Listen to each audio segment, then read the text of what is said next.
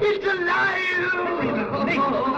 Oh, ha, ha, ha, ha. Yes, next in line of our Halloween special is the utterly iconic horror classic from Universal Pictures, Frankenstein. Released in 1931, starring Colin Clive as Dr. Henry, not Victor, Frankenstein, the good old grave-robbing doctor who is dedicated, let's just say, to bring a human being to life With my own hands. using body parts. Little does he know his assistant Fritz, played fantastically by Dwight Frye, fudges the whole thing up by putting on an abnormal brain. Oh, still, wrong film, but I'll be covering that one, don't you worry. In the body of the creation, resulting in the birth of a monster, played iconically and astonishingly by... ?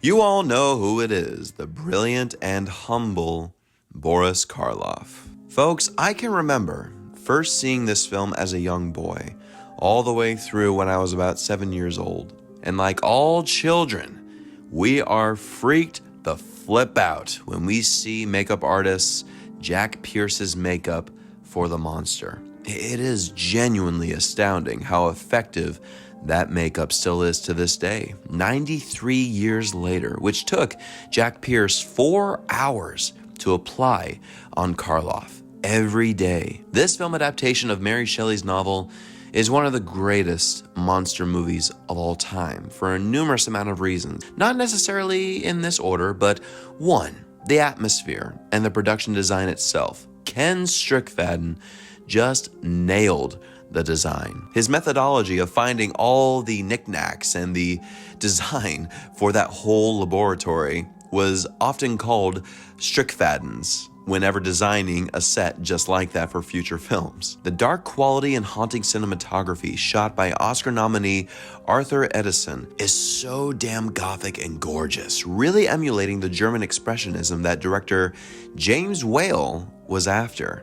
He just got nominated for his brilliant photography in All Quiet on the Western Front, and 10 years later after Frankenstein, he would photograph another one of the greatest movies ever made, that being Casablanca.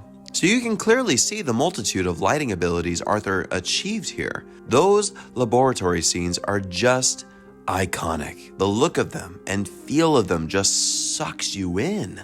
Also, majorly important, how director James Whale guides it along with ease, with focus, face-slapping attention.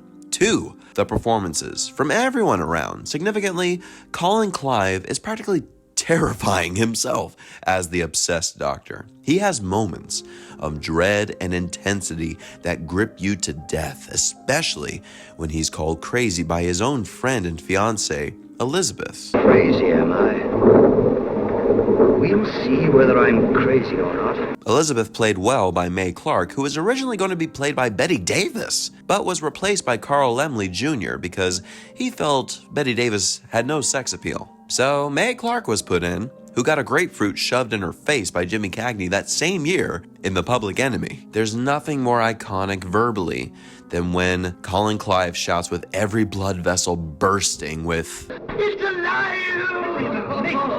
Now, Boris Karloff, as the monster, is obviously the greatest portrayal of the monster ever, and to think his good competitor and friend Bela Lugosi was first choice to play the role, which he famously refused, for he didn't believe in the monster of being such a killing machine, and he didn't believe of playing a lumbering type of monster that didn't speak. It was the original draft of the script when director Robert Florey was slated to direct. But the great James Whale was put in and made the necessary changes to bring a dark pathos and understanding to the monster, which Boris Karloff heightened to such beautiful results. Right from the moment when Boris enters as the monster and you get those jump cuts to his face, God, how audiences must have fainted in their own seats. It very much is a game changer in the creation of the monster for cinema, period. For yes, we have such a frightening creature in front of us that man has created, but yet we see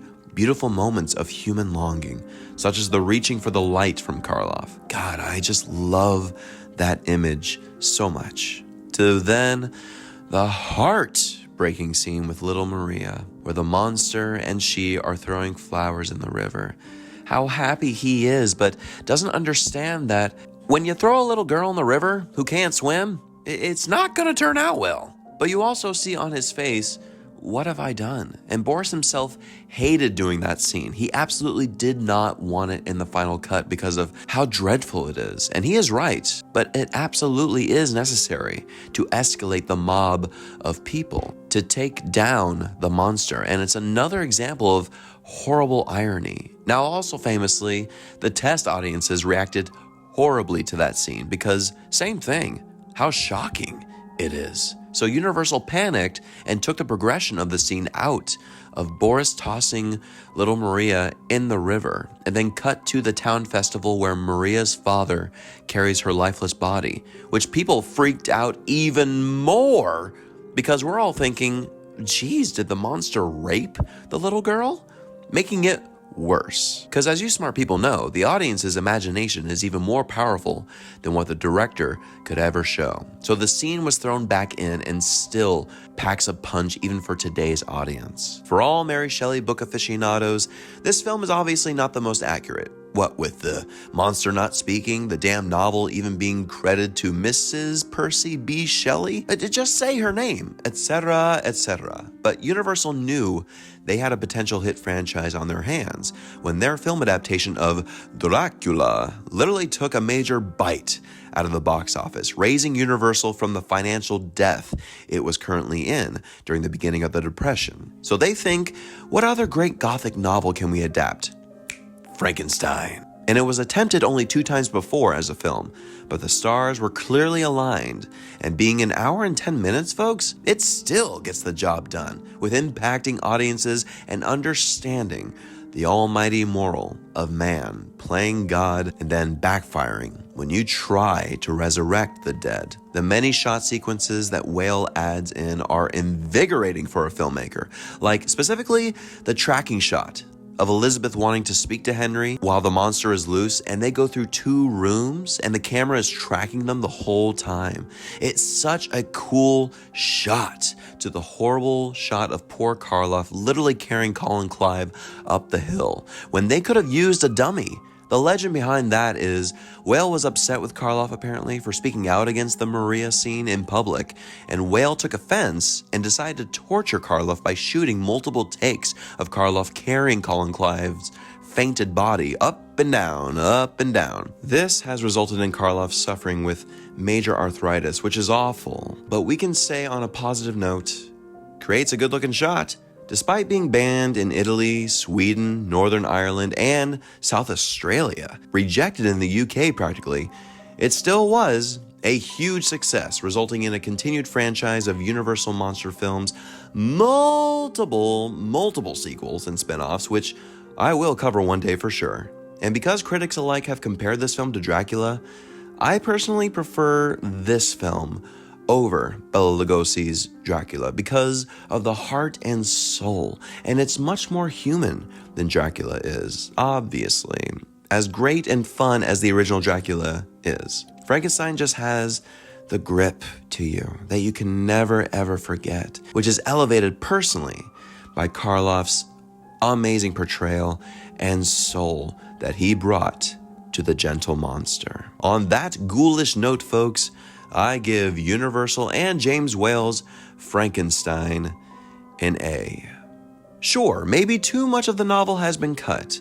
Maybe a lot of the novel has been snipped for this quick feature of an hour and 10 minutes, which has often been used as a double bill for the cinemas. But people wouldn't have countless tattoos of Karloff's monster face for nothing. The National Film Registry added the film in 1991 for its cultural significance, and for many around the world, it remains their favorite film of the classic story. But my gods and monsters, what do you think of the original Frankenstein? Is it your favorite of the franchise? Let me know in the comments, like and share with everybody you know. Thank you all so very much for watching, and stay tuned for even more spooky reviews to come.